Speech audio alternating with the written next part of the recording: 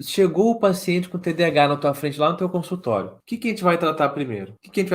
Lembrando que as comorbidades são as regras, é a regra. Acha um paciente com TDAH, é muito provável que tenha algum outro transtorno. Quais transtornos, Rafael? Prioritariamente, transtorno de humor, depressão, bipolaridade, muito comum. E, nossa, é uma lambança o diagnóstico. É uma lambança o diagnóstico. Então, se a gente identifica, olha, o sujeito ele tem TDAH e chegou deprimido aqui.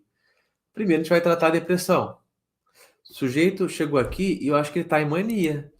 Mas ele tem um histórico que, desde da época da infância, ele era muito agitado, ele era impulsivo, ele repetia de ano, ele ia para a diretoria toda hora, ele não conseguia prestar atenção. Acho que tem um TDAH aí, mas agora está em mania. O que que a gente faz? Primeiro, transtorno de humor. Isso se chama hierarquizar o tratamento. Por quê? Porque tem uma chance muito grande da gente cuidando primeiro desse quadro que está mais em cima, o transtorno de humor, talvez o que esteja mais embaixo melhorar. E isso vale para outros diagnósticos também. Então, um paciente, por exemplo, que está ansioso, mas percebe que ele está deprimido. E o transtorno de humor, a gente tem depressão e bipolaridade, tá? E distimia e afim, ciclotimia. Porque se a gente trata primeiro o transtorno de humor, pode ser que os sintomas que estão residuais, eles sumam, né? Porque, na verdade, é um sintoma do transtorno de humor e não do quadro de baixo, ansiedade, TDAH. Então, a primeira coisa é transtorno de humor. E é muito comum transtorno de humor. Depois a gente trata os transtornos de ansiedade. Então, o paciente com TDAH no consultório está tendo crise de pânico. Ele tem um transtorno de ansiedade generalizado, então uma fobia social. A gente trata isso primeiro, antes de dar anfetamina para ele, antes de dar remédios focando o TDAH. Depois a gente trata o TDAH e depois, uma comorbidade comum, tratar a dependência de nicotina, né? A ordem é essa.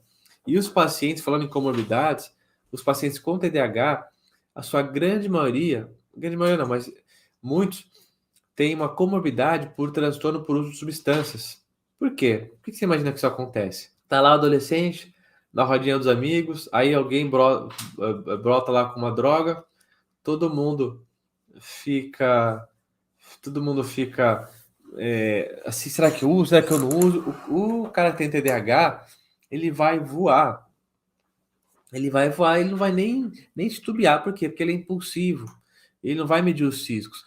Então, isso na adolescente, depois na vida adulta também, pacientes com TDAH, eles usam psicoestimulantes como cafeína, cocaína, para dar uma centrada.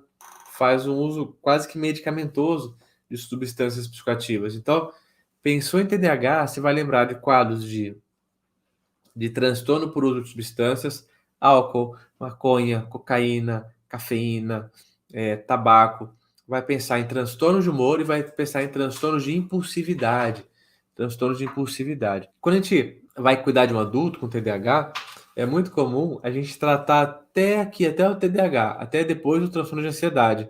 E a gente não pega muitas vezes o TDAH, passar batido, se não tem o diagnóstico da infância. Já crianças, a gente pega daqui, do TDAH para frente, né? TDAH para frente. Então, lembre da hierarquia dos sintomas. Lembre da hierarquia dos sintomas, o que deve ser tratado primeiro quando o paciente chegar com comorbidades múltiplas. É que, deixei para o final, o uso e abuso de substâncias. Por quê? Eu deixei para o final por quê? Porque em saúde mental, todo e qualquer quadro psiquiátrico de esquizofrenia, a bipolaridade, a distimia, tudo pode ser causado por uso ou abuso de substâncias psicoativas. Afinal de contas, o próprio nome diz, substância psicoativa. São substâncias que vão mexer no funcionamento cerebral, para mais ou para menos. Para mais ou para menos. Então, se eu tenho um paciente que chega, doutor, eu tenho, sei lá, eu tenho 20 anos, desde os 15, eu sou desatento, eu sou muito impulsivo, eu tô muito ansioso, sempre fico me mexendo. Nossa, sintomas de TDAH. Ah, pois bem, e aí, usa alguma coisa? Ah, eu uso maconha 3 vezes por dia. Dá pra falar que é TDAH? Não dá. Ah, mas maconha relaxa, mas pode ter efeito rebote. Entendeu? Então, sempre, mesmo para TDAH, a gente tem que descartar o uso e abuso de substância. Quanto tempo, Rafael? Meses. Meses, tá? Meses sem uso de substância psicoativa. Então, esse é um dos pilares do tratamento. A gente tem que identificar as comorbidades, porque dependendo das comorbidades, a gente vai seguir caminhos distintos. Então, por exemplo, e aqui a ideia dessa aula é a gente falar só de remédio. A gente já vai entrar nos nomes que eu sei que você gosta. De remédio. Então, fizemos o diagnóstico, TDAH. Aí tem as linhas aqui. Então, o paciente tem um transtorno por uso de substâncias, que é muito comum, então a gente vai evitar os psicoestimulantes. Por quê? Porque os psicoestimulantes têm uma capacidade de causar dependência muito grande. E se o paciente ele já tem essa predisposição, é muito provável que a gente faça mais mal do que bem, né? E a gente vê muito por aí, inclusive assim, até eu vou fazer parte da banca ITCC, de uma residente lá do hospital, que ela estudou TDAH em criança, da importância do diagnóstico precoce. E lá na discussão de caso dela, não foi eu que orientei que conduziu o caso no CAPS, estava lá proposta de tratamento. O paciente é adolescente, usuário de múltiplas substâncias e queriam dar TDAH, queriam dar metilfenidato para ele. Pera lá, para, vamos rever isso daí, né? Vamos rever. Que a gente faz mais mal do que bem para o paciente.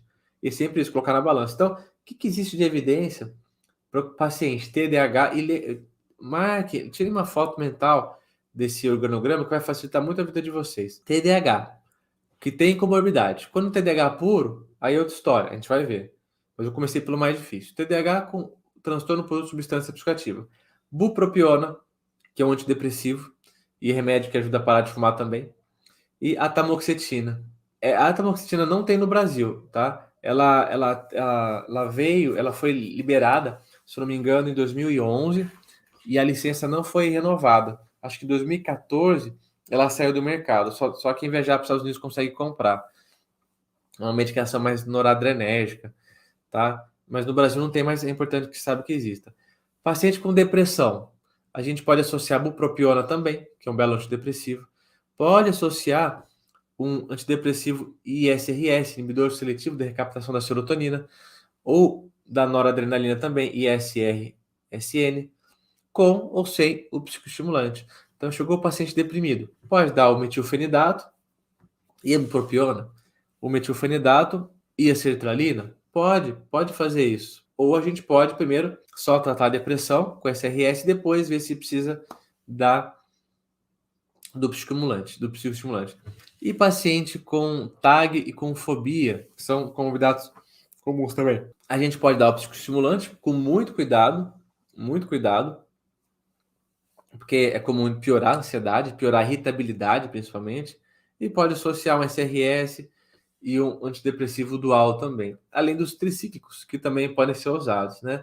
Mas o ponto principal desse organograma é esse braço esquerdo aqui, TDAH.